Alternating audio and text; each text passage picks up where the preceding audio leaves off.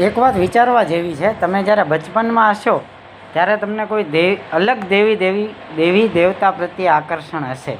તમે જેમ જેમ મોટા થશો એમ તમે તમારા આરાધ્ય બીજા થઈ જશે.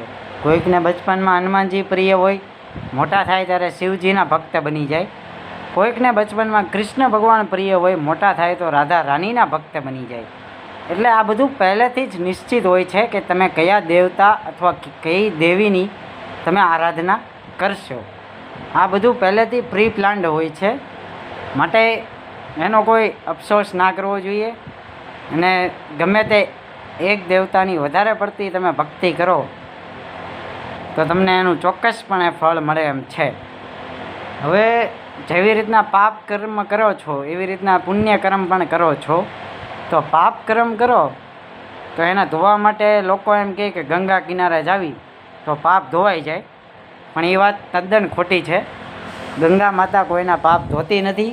તમારે પાપ ધોવા માટે ફરીથી પાછું સારા કર્મો કરવા પડે, લોકોનું કલ્યાણ થાય એવી ભાવના રાખવી પડે, કલ્યાણ કરવું પડે તો તમારા પાપ કર્મ ધોવાય.